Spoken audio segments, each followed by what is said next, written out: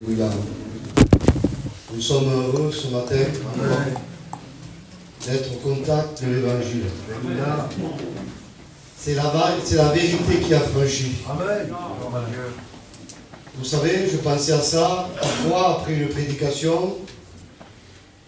Par exemple, comme celle d'hier, il y a des frères qui viennent nous voir et nous disent tu as dit. Je voudrais rectifier. Amen. Moi, j'ai rien dit. Amen. J'ai dit ce qui est écrit. Amen. Alors on devrait dire Jésus a dit, Paul a dit, Pierre a dit. Amen. Parce qu'à chaque mot que je vous ai dit, je vous ai cité un texte. Amen. Est-ce que la Bible ne suffirait plus?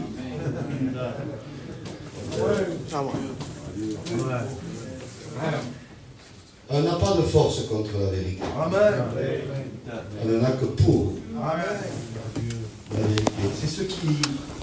C'est ce qui nous fait notre force. Parce que nous ne pensons pas ce qu'on veut. J'ai peur de dire quelque chose qui soit mal interprété. Je prends le risque. Malheureusement, on a tellement de plus en plus l'habitude d'entendre des prédicateurs prêcher sans la Bible que quand les prédicateurs prêchent avec la Bible, parfois la Bible est choquante. Mais c'est la Bible. Qu'est-ce que vous voulez? Je vous ai parlé hier, j'ai fait un survol du livre d'Osée. Je voudrais vous parler d'un texte du livre d'Osée, que je n'ai pas dit hier, un verset. C'est Osée 2, versets 23 à 25. Ça va nous aider. Je voudrais introduire par ça. Le thème, c'est les organes vitaux de l'Évangile. Je ne sais pas si elle va y arriver. C'est une préparation aux organes vitaux. Mais je ne sais pas s'il y aura assez de réunions. Hein. Néanmoins, ça, c'est pas très important. L'essentiel, c'est que Dieu parle. Amen. Et quand on ouvre la Bible, Dieu parle. Amen. Béni soit Dieu. Il dit ainsi, Dieu dit, j'exaucerai les cieux. Et les cieux exauceront la terre. Et celle qui était appelée Lo-Ruchama, pas de miséricorde, celle qui est appelée Lo-Ami, pas mon peuple, sera mon peuple. Et je serai votre Dieu. Et je vous ferai miséricorde.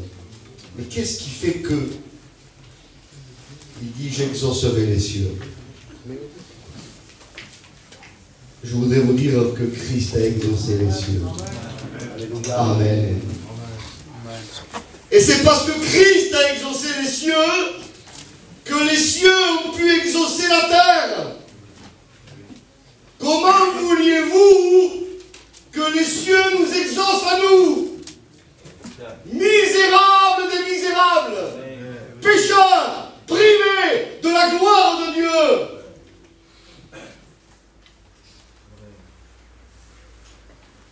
Mais il a exaucé les cieux. Je voudrais vous dire que la croix, c'est pour Dieu. Michée 5, verset 1 à 2 dit, toi, Bethléem Ephrata, petite parmi les milliers de Juda, de toi sortira pour moi. Dieu dit, de toi sortira pour moi. La croix, c'est pour Dieu. La croix a rassasié tous les attributs de Dieu. Amen. Amen. Et Jésus, quel texte merveilleux. Moi, je suis admiratif de la croix. Je ne peux pas m'habituer à la croix. Amen. La croix nous a donné la provision des organes que nous n'avions pas. C'est la croix qui nous fait naître. Amen. Amen. C'est la croix qui fait de véritables chrétiens. Il y a aujourd'hui un évangile industriel et des chrétiens qui ne sortent pas de l'artisanat de la croix. Des chrétiens qui sortent de la méthode humaine. Des chrétiens qui sortent de l'émotion humaine. Des chrétiens qui sortent de l'habileté, de la subtilité de certains prédicateurs qui font jouer les sens. Le vrai chrétien sort de Golgotha. Il est le résultat de Golgotha. Et Jésus dit, Jean 19, verset 30.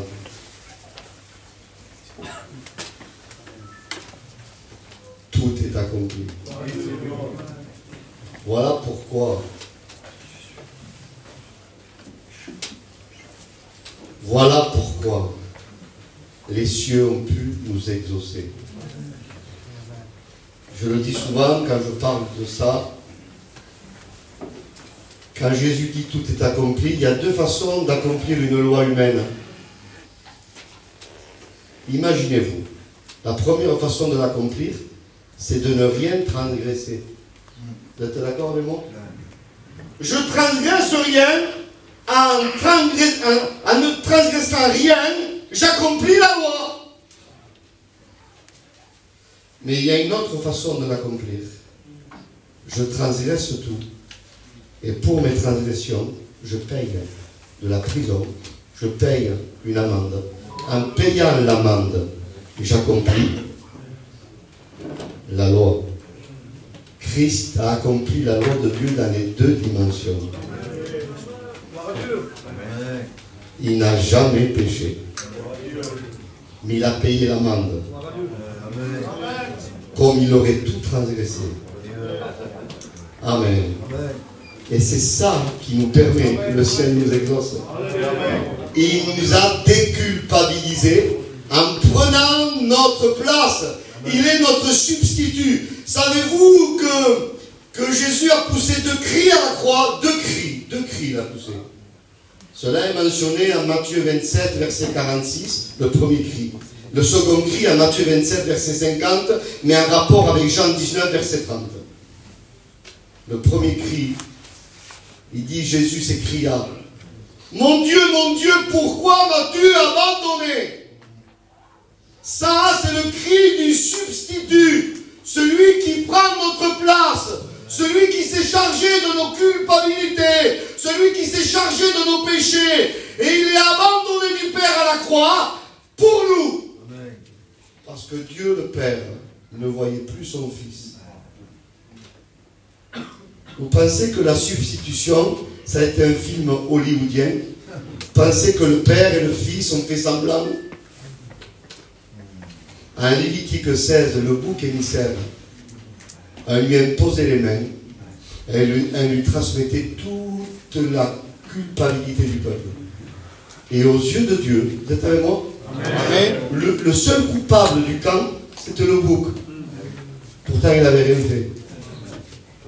C'est pour ça que Dieu voulait que le bouc soit maudit à la place du peuple. Et Jésus a pris nos péchés en son corps sur le bois. Et le premier cri de Jésus, c'est le cri du substitut en rapport avec la première facette de la croix a deux facettes. En rapport avec Jean 3, verset 14, Jésus dit, comme Moïse éleva le serpent dans le désert, il faut que le Fils de l'homme soit élevé. Un serpent.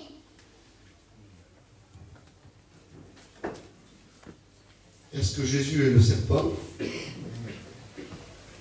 Jésus est l'agneau de Dieu. Excusez-moi au respect que je vous dois à tous. Le serpent, c'était nous. Et Jésus accepte de prendre notre image. La correspondance se trouve en Nombre 21. Soyez avec moi. Pas que vous ratiez une seconde. En Nombre 21, les serpents avaient mordu Israël. C'est Dieu qui avait envoyé les serpents, parce que Dieu est pédagogique. Parce que les serpents, c'était eux. Et Dieu a voulu qu'ils se fassent mordre par leur propre venin, pour qu'ils comprennent qui ils sont. Pareil, avec Exode 15, ils ont bu l'eau de Mara. Et dès qu'ils ont bu l'eau, ils le recrachaient. Parce que l'eau amère, c'était eux. Et c'est comme Dieu dirait à Israël, voyez-vous comme vous êtes mauvais? Mais il y a une solution, il y a un bois. Amen. Amen. Amen. Et le bois a été jeté dans l'eau et l'eau a été assainie. Amen. Amen. Voyez, Dieu est pédagogique. Et là, Israël avait été dans une position très difficile. Ils étaient mordus par les serpents, il y avait la mortalité. Et Israël va dire à Moïse, mais prie ton Dieu qui nous éloigne ces serpents. Ils voulaient être éloignés, eux. Et Dieu dit à Moïse, non, tu vas te faire un serpent d'airain. De la même effigie que ceux qui ont mordu Israël. L'airain, c'est le jugement. Le serpent d'airain, c'est Jésus dans la substitution. Il prend l'image des coupables. Vous êtes avec moi? Il y avait des serpents et un serpent. C'est-à-dire toute la culpabilité des serpents sur un seul. Qui prend l'effigie des serpents. Et il paye à la place des serpents. C'est ce que nous étions. Nous étions par nature des enfants de colère. Nous avions une nature reptilienne. Je comprends Paul quand il découvre le Christ. Vous êtes avec moi? En acte 9, les écailles tombent de ses yeux. Tout ça vient des écailles. Qui sait qu'il y a des écailles? La nature reptilienne. La nature en rébellion contre Dieu. La première facette de la croix. C'est pour ça, ce matin, je le dis, on est dans un culte. Hein? Mais la véritable révélation de la croix, ce n'est pas un tableau, c'est un miroir. Quand Dieu me révèle la croix, il me montre qui je suis. Le serpent, c'est moi. Seigneur. Et il me montre qu'il lui a pris ma place. Qu'il a accepté de prendre mon effigie. Et quand, imaginez-vous la souffrance du Messie Jésus. Soyez avec moi, s'il vous plaît. Imaginez-vous, parce que la croix est très mal comprise. Quand Jésus dit, mon Dieu, pourquoi m'as-tu abandonné? Jésus n'a jamais ressenti les regards du Père comme il a ressenti à ce moment-là. Puisque le Père ne voyait plus son Fils. Et Jésus sentait les regards du Dieu vengeur sur lui.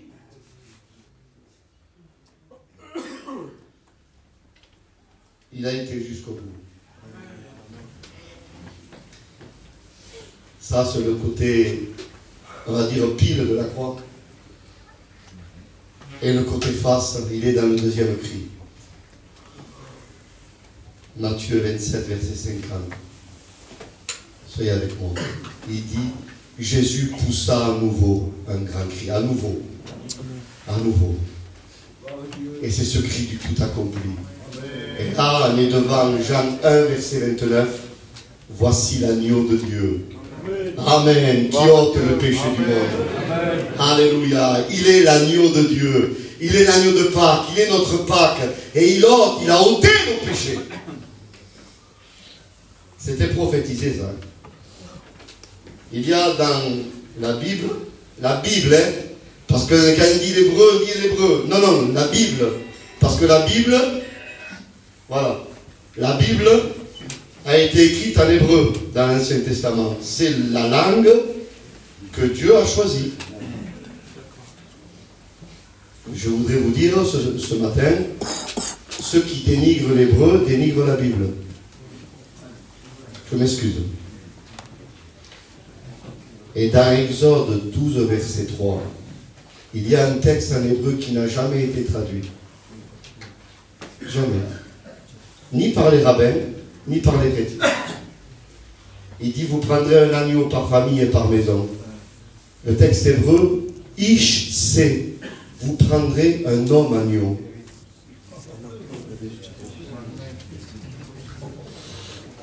Et un homme agneau, c'est tellement inhabituel, on dit, on ne traduit pas. Comment est-ce possible l'homme agneau? Et quand Jean-Baptiste voit Jésus, gloire à Dieu, je suis sûr que Exode 12, verset 3 a tapé à son esprit. Il dit, voici l'agneau de Dieu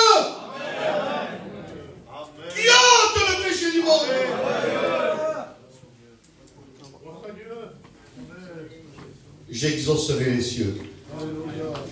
Et les cieux exauceront la terre. Il nous a fait naître de nouveau. Oh, que c'est beau. Comment s'habituer à ça? Oh, que c'est beau. Jacques 1, verset 16, il dit, ne vous y trompez pas.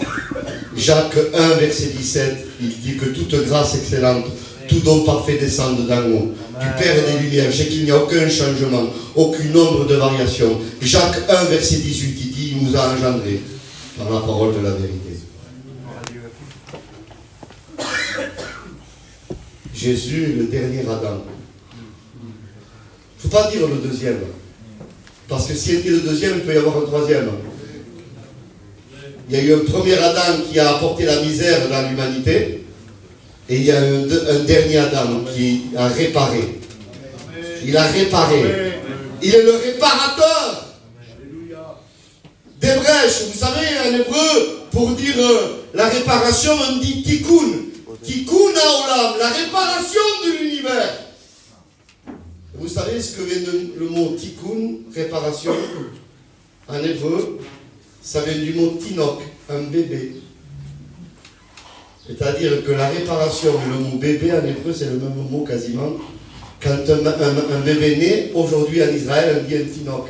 Parce que déjà, la Bible nous disait que c'est à travers un bébé que la réparation de l'univers allait se faire.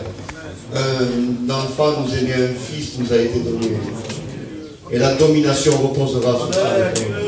Oh, que c'est beau. De la même façon où Ève est sortie d'Adam, Dieu a endormi Adam. Le premier anesthésiste, c'est Dieu.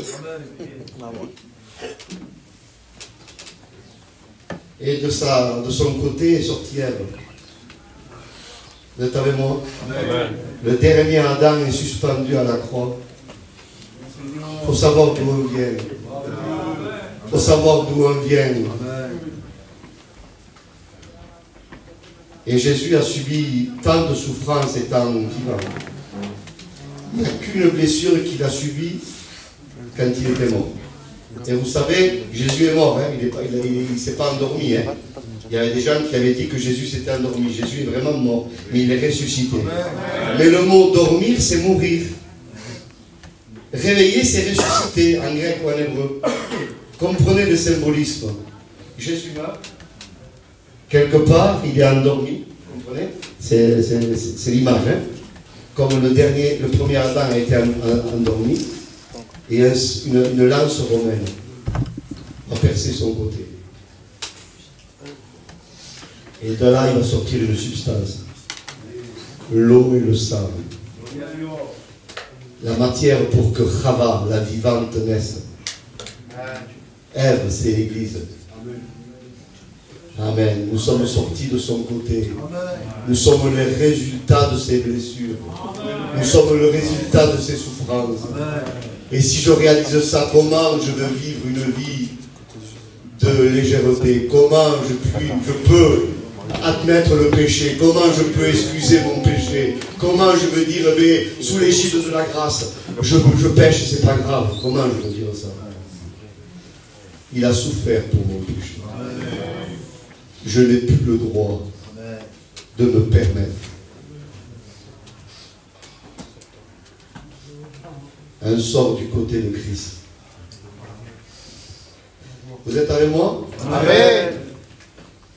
Adam et Ève, ce sont des époux très particuliers. Je pense que ce sont des époux qu'on ne trouve plus. Parce que Adam, pour Ève, avant d'être son époux, il est son père. Parce que Ève sortait de sa génétique. Il est aussi son frère. On aurait fait des tests d'ADN. Adam et Ève avaient le même sang. Particulier comme époux. Hein? Il était son ami. Et après, il était son époux. Ne bougez pas. Qu'est-ce que Jésus pour l'Église?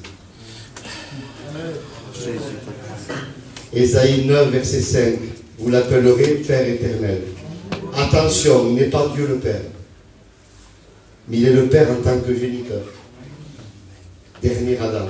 Aviad, vous l'appellerez Père éternel. Ésaïe 9, verset 5. Hébreux 2, verset 11. Il est notre frère. Amen. Jean 15, verset 13 à 14. Il est notre ami. Éphésiens 5, verset 31 à 32. Il est notre époux.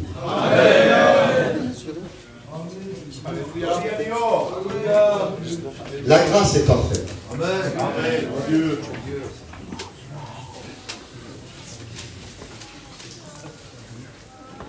Dieu parfois nous surprend. Il y aurait pas un peu d'eau, les frères? C'est pas grave.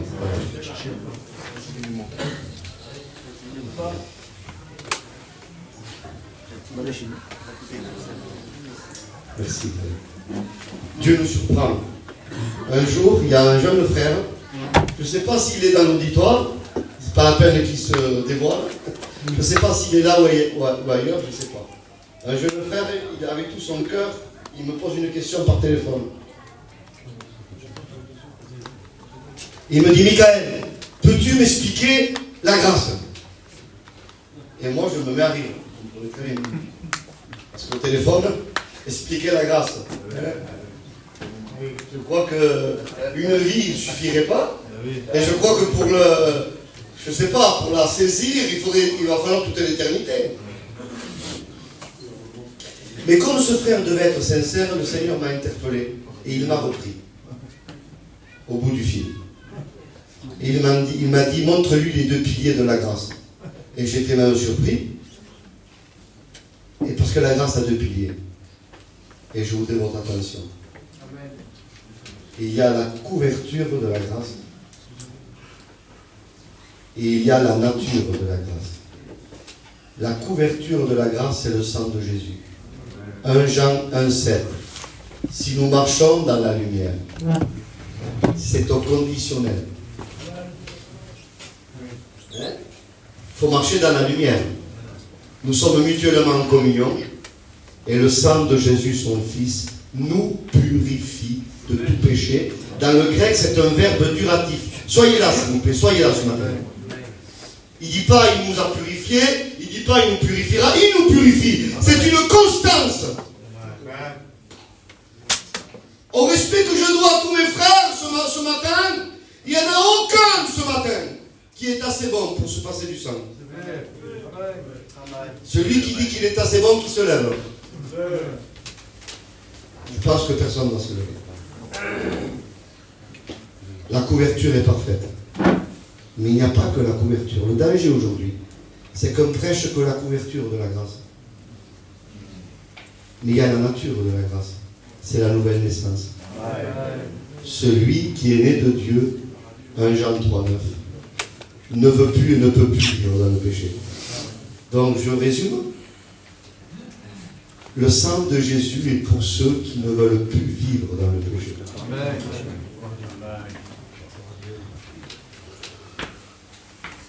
Alors il faut expliquer. Celui qui est de Dieu ne peut plus vivre dans le péché et ne veut plus vivre dans le péché. Néanmoins, Paul, parce que c'est bien, parce que la Bible, elle répond à tout. Vous le croyez ça? Amen. La Bible répond à tout. Et parfois, il y a une double vérité dans l'écriture. Elle ne doit pas en écarter une pour l'autre. Il faut accepter les deux. Paul, quand on le voit s'exprimer en Romains 8, il montre la solidité du salut. Extraordinaire. Rien ne me séparera de l'amour de Dieu manifesté en Jésus-Christ. Ni la mort, ni la vie, ni les choses présentes, ni les choses à venir. Mais ce même Paul, et je voudrais que vous ouvriez aux oreilles ce matin. 1 Corinthiens, chapitre 9, verset 27. Il dit, je tiens mon corps en bride, assujetti, de peur d'être disqualifié, d'être rejeté, d'être désapprouvé. Il y a plusieurs synonymes. En même temps, Paul était conscient du tout accompli et de la solidité du salut en Jésus-Christ, mais en même temps, il dit, je tiens mon corps en bride de peur de perdre ce qu'il avait reçu. Frères et sœurs, cette crainte de Dieu est inclue dans la nouvelle naissance. C'est-à-dire qu'on doit veiller sur nos vies tous les jours. Ce même Paul, qui va dire à 1 Corinthiens 15, verset 51, à 1 Thessaloniciens 4, verset 16, que nous allons ressusciter et nous allons partir à la rencontre du Seigneur dans les airs. Ce même Paul va dire en Philippiens 3, verset 10 à 11, si je puis arriver à la résurrection d'entre les morts.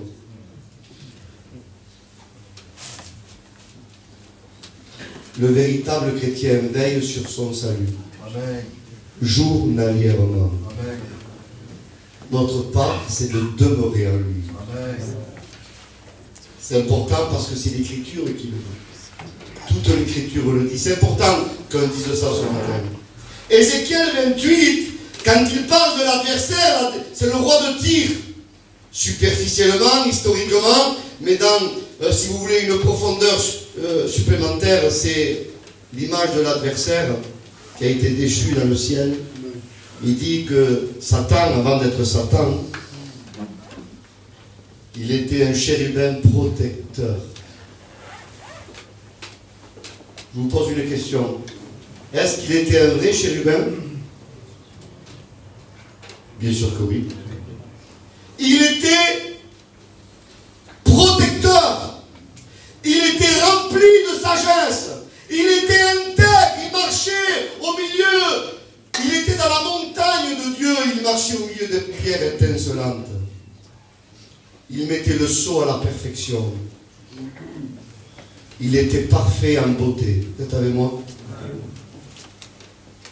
Vous avez remarqué? Il était. Mais Jésus lui dit pas il était lui. Il est le même hier, aujourd'hui et éternellement. Vous savez ce qu'il est dit de l'adversaire? Quand il dit qu'il était parfait dans la beauté, on pourrait traduire il était plein de lumière. Vous êtes avec moi? Il n'y avait aucun compartiment de son être qui n'était pas illuminé. Et pourtant, l'iniquité a été trouvée chez lui. Et il a été déchu. Mes frères et sœurs, mes frères bien-aimés, je crois qu'il y a quelques sœurs. Hein? Veillons. Nous avons reçu la nouvelle naissance et on doit demeurer en lui tous les jours. Jésus dit à Jean 15, demeurez en moi, demeurez. Et que mes paroles demeurent en vous. Béni soit Dieu. C'est tellement important. Béni soit le Seigneur. Donc, voyez, ce que nous voulons, c'est être renouvelé. Amen. Amen. Parce que l'homme nouveau doit se renouveler. Je bois un peu d'eau. Je voudrais attendre quelques secondes pour que ce n'est pas trop hein, dire des choses. Bon, ça vous va pour l'instant? Béni soit Dieu. L'homme nouveau se renouvelle. Colossiens 3:10. Revêtir l'homme nouveau qui se renouvelle dans la connaissance de celui qui l'a créé. Il se renouvelle à son image.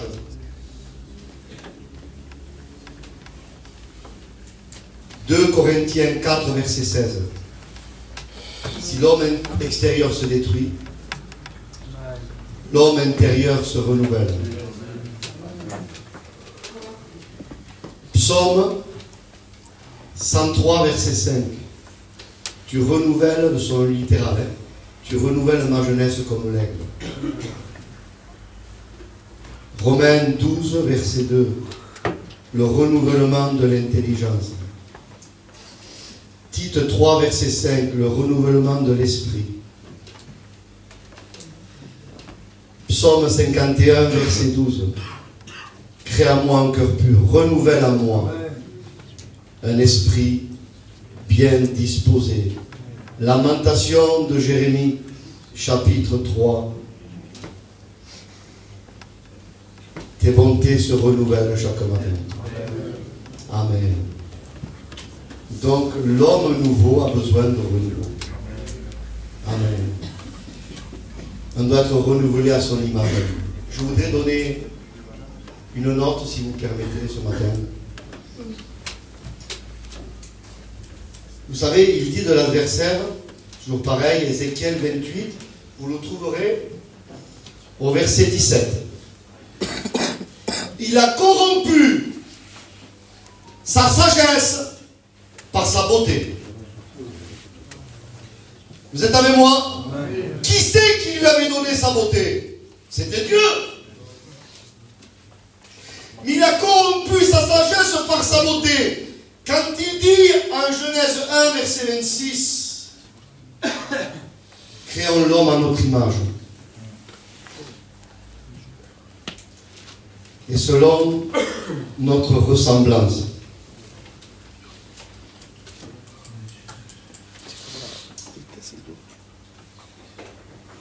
Alors l'image et la ressemblance. Ça vous voit pour l'instant, vous ne dormez pas? Ce sont des synonymes. Image, tselem en hébreu. Ressemblance, démout.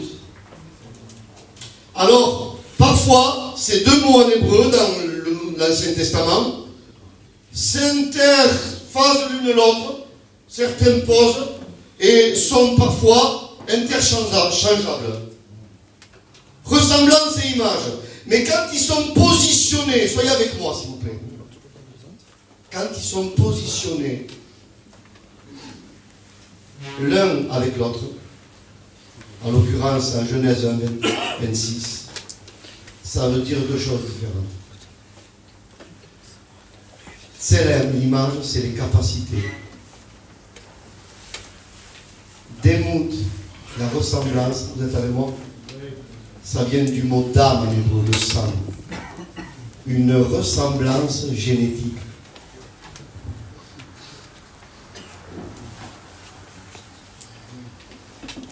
L'adversaire a corrompu sa ressemblance génétique par ses capacités.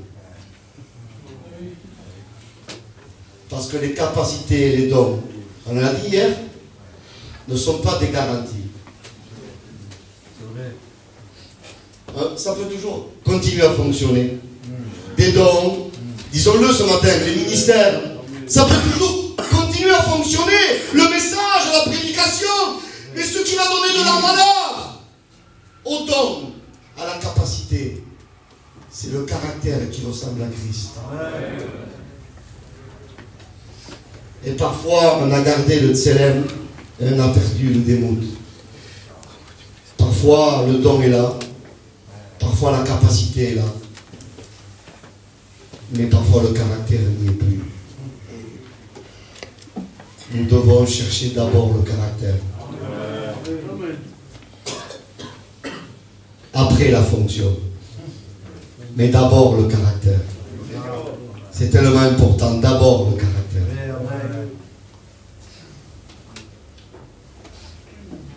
D'abord ça et puis le reste. Vous savez, je le disais dernièrement, Cantique des Cantiques, 7, verset 2. Qui sont beaux tes pieds dans ta chaussure. La chaussure, c'est le zèle. Mais vous avez remarqué, Dieu porte plus d'intérêt aux pieds qu'à la chaussure. Parce que parfois un zèle excessif, et parfois on cache une misère.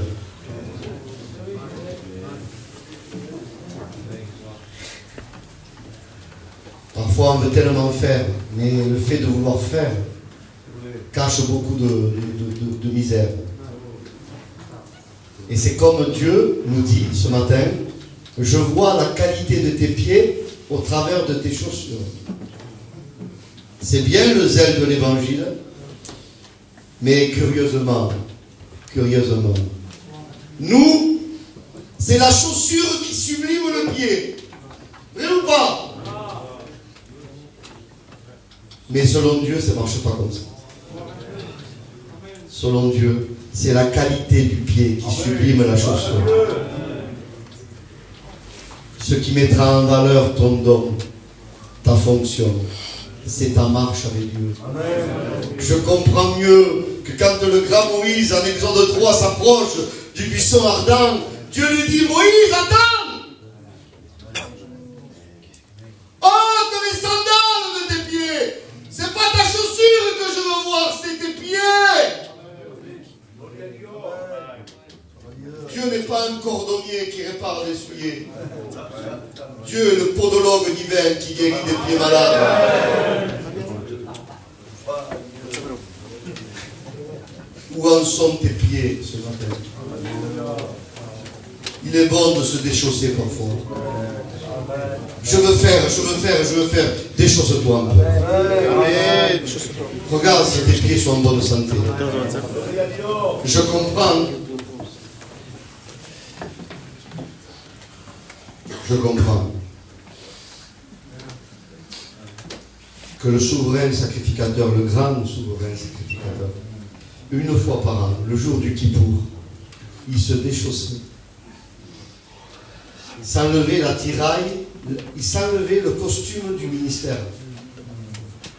Parce qu'il devait être d'abord pardonné lui.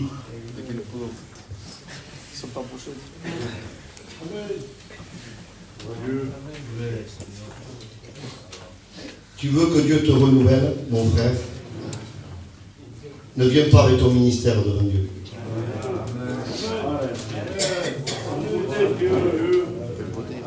Tu viennes comme une brebis. Enlève le pectoral. Enlève les épaulettes. Viens en tunique de lin pieds nus, va. Parce que Dieu ne répare pas des fonctions, Dieu guérit des brebis. La brebis. C'est la brebis qui se cache sous la fonction. C'est la brebis qui sublime le ministère. Et ce n'est pas le ministère qui sublime la brebis. C'est la qualité de la vie de la brebis. Oui, Seigneur. Parfois, nous, les pasteurs, on oublie qu'on est des brebis. Tellement s'habituer à s'occuper des brebis. Mais tu ne sais pas que tu en es une? Il faut se rappeler peut-être. La différence qu'il y a eu entre Saül et David, c'est que Saül avait oublié qu'il était une brebis.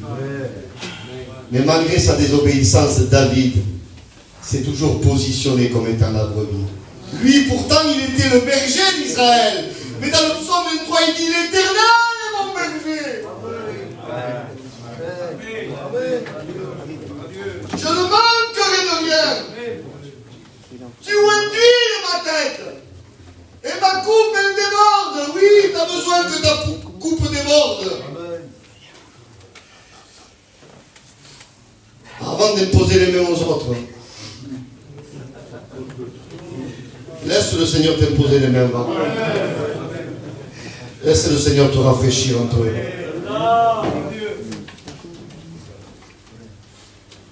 Tu induis ma tête, ma coupe déborde.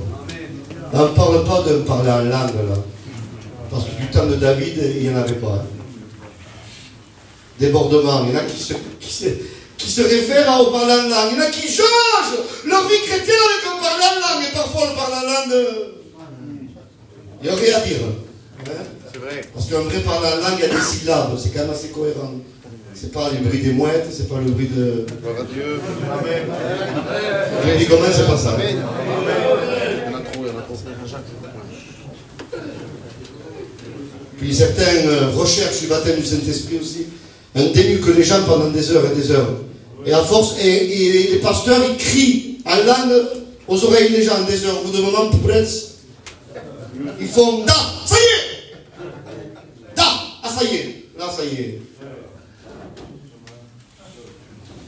Où pousse-t-on le ridicule?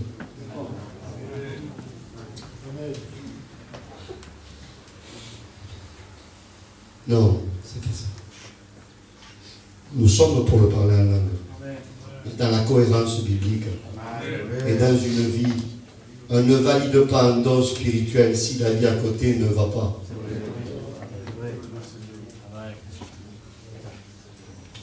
N'invalide pas une prophétie si la vie chrétienne à côté ne va pas.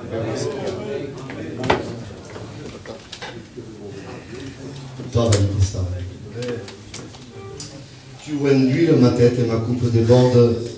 Comme David s'identifie à la brebis, l'Éternel est son berger, car la brebis, à un moment donné, il y avait de la poussière et des insectes dans ses yeux au désert, vous savez.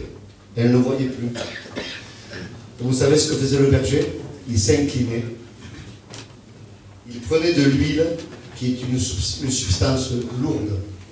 Il a renversé sur la tête de la brebis, et il penchait sa tête, et la coupe, c'est tout le coin de l'œil. C'est ce qu'on appelait la coupe de la brebis. Et l'huile remplissait la coupe, tout le coin de l'œil, toutes les impuretés sortaient de ses yeux. Et la brebis pouvait continuer à marcher derrière le berger. Le débordement sert à extraire les impuretés.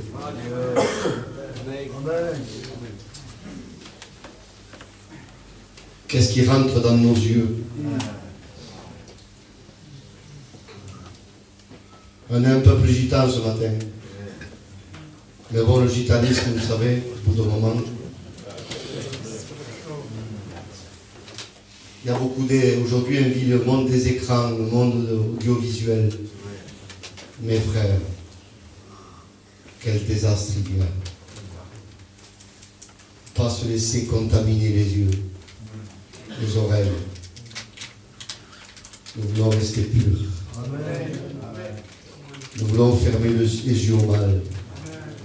Nous voulons avoir les regards fixés sur lui. Oh, que le Seigneur purifie ce matin. Amen. Que le Seigneur agisse. Il faut tenir notre corps en bride. Paul qui dit ça. Vous avez regardé la référence? 1 Corinthiens 9, verset 27. Philippiens 3, verset 10 à 11. Paul avait une sainte crainte journalière. On peut se réjouir avec crainte. Il a dit, réjouissez-vous, mais avec crainte et tremblement. Voilà l'état d'esprit d'un véritable chrétien. Je tiens mon corps en bride. Vous savez que le vrai chrétien, je ne sais pas où c'est que Dieu va nous amener ce matin. On va terminer bientôt, hein. C'est le culte. Hein.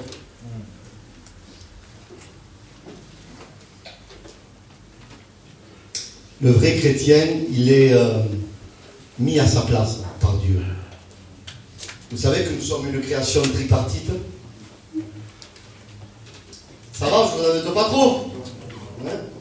Et je vais terminer. Tenir son corps en bride. Parce qu'un vrai chrétien domine son corps. La personne qui n'est pas régénérée, vous savez comment ça fonctionne? C'est corps, âme et esprit. Surtout, ce n'est pas du tout la chronologie de celui qui est né de Dieu. Corps, âme et esprit. Le corps n'est pas prioritaire.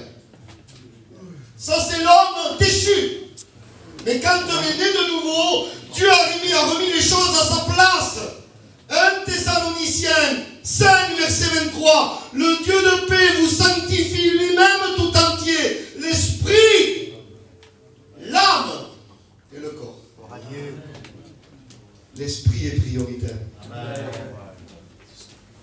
L'intelligence renouvelée.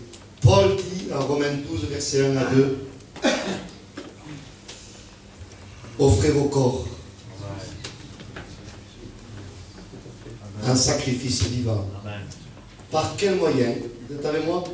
Par le renouvellement de l'intelligence. Je domine mon corps et je l'amène là où il ne veut pas aller. Le corps attend la transformation. Vous savez que notre corps encore n'est pas transformé. C'est pour ça qu'on a besoin du sang. Jusqu'au bout, on en aura besoin. Paul dit qu'il va me délivrer de ce corps de mort. Il dit, je souffre dans cette tente. Parce que tant que je demeure dans cette tente, je demeure loin de toi. Je désire revêtir le domicile céleste. Et le domicile céleste, c'est le corps glorifié. Paul va dire, En Romains 8, nous attendons la rédemption du corps. Celle de l'âme était faite déjà. Et vous savez que c'était prophétisé ça dans l'Ancien Testament pour le tabernacle. Le tabernacle, vous êtes gentils ce matin. Le tabernacle était constitué de 48 planches. Et chaque planche avait 2 socs en argent. L'argent, c'est le rachat, la rédemption. Moi, j'aurais mis une planche, un socle. Dieu dit non. Une planche qui représentait un chrétien, 2 socles. Parce que la Bible nous prophétisait que la rédemption se ferait en 2 étapes. L'âme, puis après le corps. Paul avait le premier socle. Il attendait le second. Il dit, nous attendons la rédemption du corps. Jésus à la croix a payé pour tout notre être. C'est fait. Hein? Mais la transformation du corps est à venir.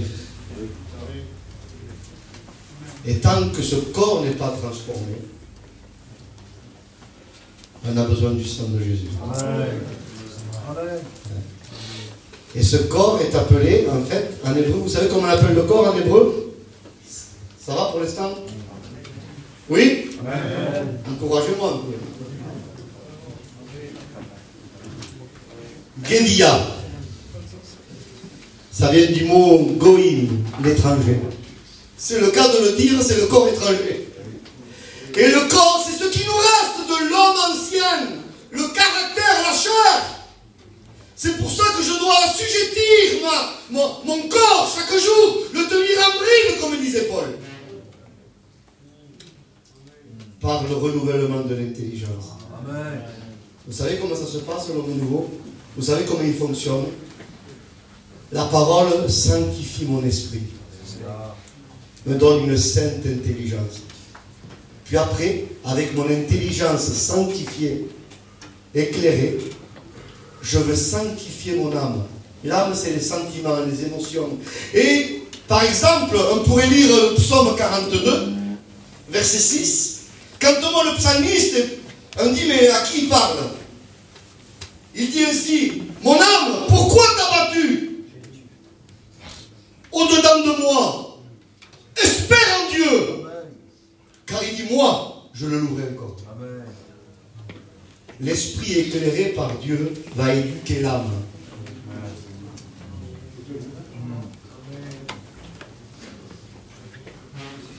Psaume 103, verset 2.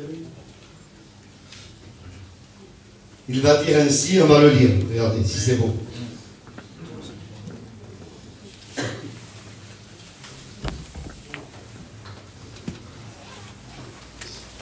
Soyez avec moi, hein? Amen.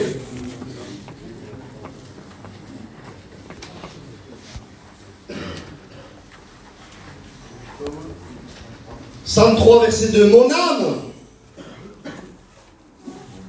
bénit l'Éternel et n'oublie aucun de ses bienfaits. Là, David ne parle pas à Dieu. Il parle à son âme. Il ordonne à son âme de bénir l'Éternel et d'espérer en Dieu.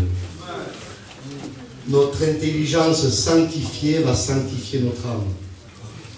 David disait, j'élève mon âme jusqu'à toi. Nous devons éduquer notre âme chaque jour, apprendre plaisir en la loi de l'Éternel. Vous êtes avec moi? C'est le fonctionnement de l'homme nouveau. Et quand l'intelligence est sanctifiée, elle sanctifie notre âme. Il dit, ayez les sentiments qui étaient en Jésus-Christ. Et l'homme nouveau, par l'intelligence de Dieu, est un centre de triage. Chaque jour, on doit trier. Ça, c'est pas bon. Ça, c'est bon. Ne prenez pas pour argent comptant le moindre de vos sentiments. Il y a des chrétiens sentimentalistes. C'est pour ça qu'on a besoin de la Bible. Moi, je vous le dis. Hein. Parce que si on n'aurait pas la Bible, on se fierait à nos sentiments. Et nos sentiments deviendraient Dieu. Mais Dieu est plus grand que nos sentiments. On doit faire réfléchir notre volonté aux paroles qui sortent de sa bouche. C'est pour ça qu'on a besoin de la Bible. Et parfois, quand les sentiments sont touchés, c'est dur. Hein? C'est dur, hein? Quand il y a les sentiments familiaux, c'est dur, hein? Quand ça touche, c'est dur, hein? Mais même si tu pleures, tu dois incliner tes sentiments pour obéir à la volonté de Dieu. Ce n'est pas notre âme qui doit diriger notre vie, c'est la Bible. C'est la Bible. C'est important.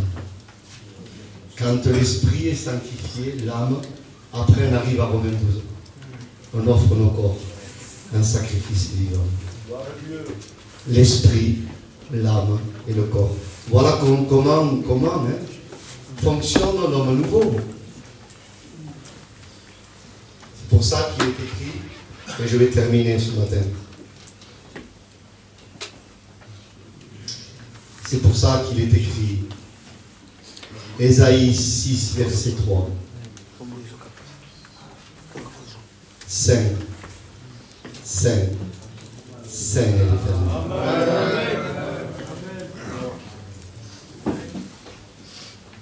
Cette triple mention de la sainteté de Dieu, il faut expliquer. J'ai fermé la Bible, soufflez un peu.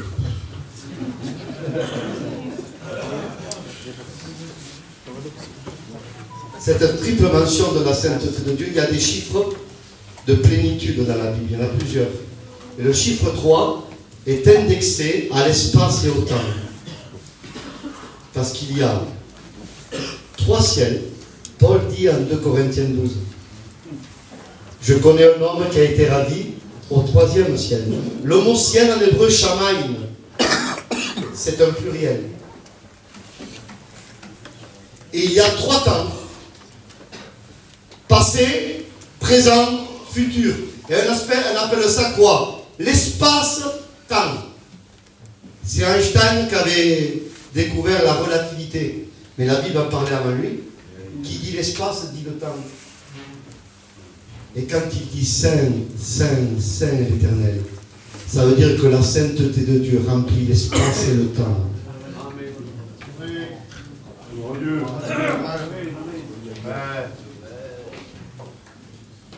Vous voulez une preuve?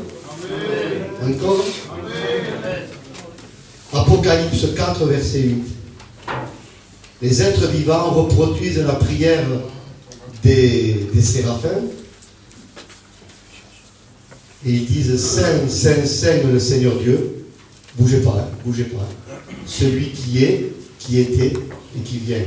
Passé, présent, futur. Hébreux 13, 8. Jésus-Christ est le même hier, aujourd'hui et éternellement. Saint, Saint, Saint est l'Éternel. Ça veut dire que la sainteté divine veut remplir notre espace et notre temps. On le laisse faire ce matin. Qu'il remplisse mon espace. Je veux qu'il remplisse mon esprit. Je veux qu'il remplisse mon âme.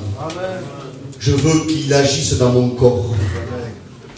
Parce que, soyez avec moi, 1 Corinthiens 6, verset 19 à 20, notre corps est le temple du Saint-Esprit. Quelle hérésie!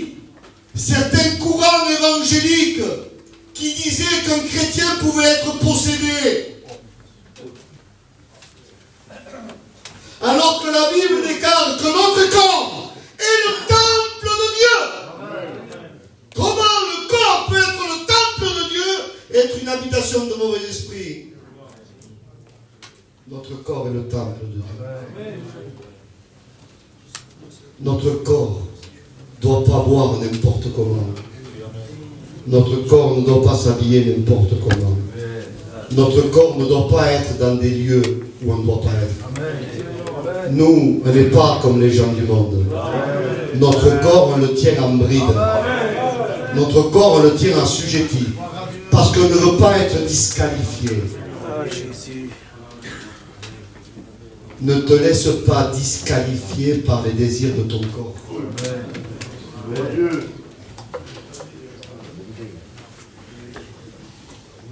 Que Dieu nous accorde la révélation de sa sainteté. Dans quel état ils se mettent les séraphins? Vous savez que je pense à Ésaïe, moi, quand il voit ça. Lui, un simple homme. Il voit des êtres célestes. Et je termine avec ça. Parce qu'Israël, du temps d'Ésaïe, avait perdu la notion de qui était son Dieu. Il s'était éloigné de ça. Et je vous assure que si on s'éloigne de ça, on n'aura plus la vision de qui il est. Il n'y a pas de réveil sans la Bible. Il n'y a pas de retour à Dieu sans la Bible. Vous êtes avec moi? Amen. Il n'y a pas de ministère sans la Bible. Même certains disent évangélistes. Souvent dit, j'ai entendu dire moi, que presque il n'aurait pas besoin de connaître la Bible. Mais quelle erreur! Évangéliser sans la connaissance de la Bible, quel dégât! Parce que l'évangélisation, c'est le fondement. Si c'est mal fait au départ, la bâtisse, ça va être difficile. On ne doit pas évangéliser avec éloquence. C'est rien ça. On doit évangéliser correctement. Montrer aux âmes qu'ils sont des coupables, qu'ils ont besoin de l'avocat qui s'appelle Jésus. Il faut revoir nos évangélisations. C'est tellement important. Israël avait perdu la notion de qui était son Dieu. Et je bénis Dieu que Dieu accorde une vision à Esaïe. Il voit le ciel. Et il voit des seraphim, des brûlants. Mais vous imaginez, mes frères, soyez avec moi, des brûlants. C'est des anges, mais ils sont brûlants. Se tiennent devant le Seigneur. Et ils se crient. Non, vous n'avez pas compris peut-être. Ils ne le disent pas à Dieu, Saint, Saint, Saint à l'Éternel. Dieu, il sait qu'il est saint. Ils se le crient l'un à l'autre.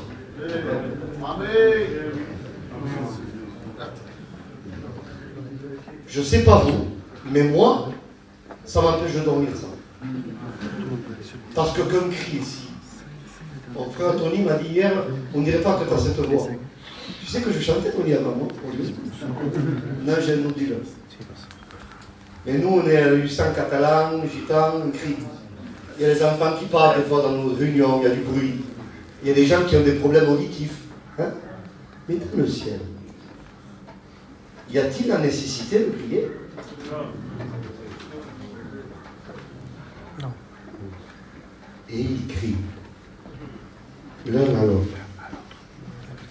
Vous savez ce que ça veut dire? Ils s'alertent.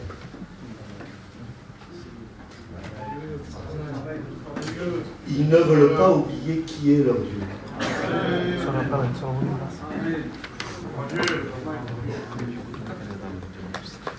Je ne sais pas, hein. Je dis juste ça, hein. Si les anges sentent le besoin de se le crier,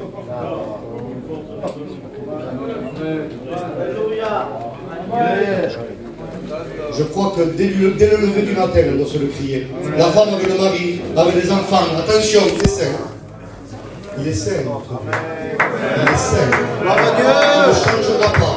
Il est saint. Il est saint. Il est saint. Il dit, soyez saints, car moi je suis saint. Vous voulez vous entendre avec moi, soyez saints. Sinon, on va avoir un problème tous les deux. Il dit, soyez saints dans toute votre conduite. Et ça tombe bien, il nous a sanctifiés pour. Il nous a donné une nature pour. Comme disait Juanito, souvent, il donne ce qu'il ordonne. Amen.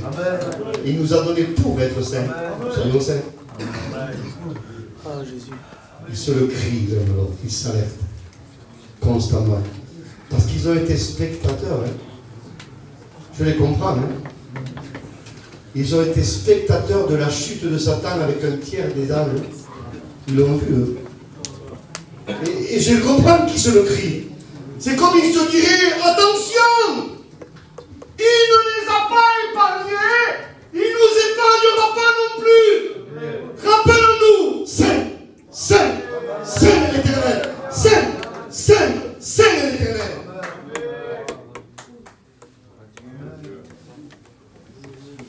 Et j'ai de bonnes nouvelles à vous annoncer. Alléluia.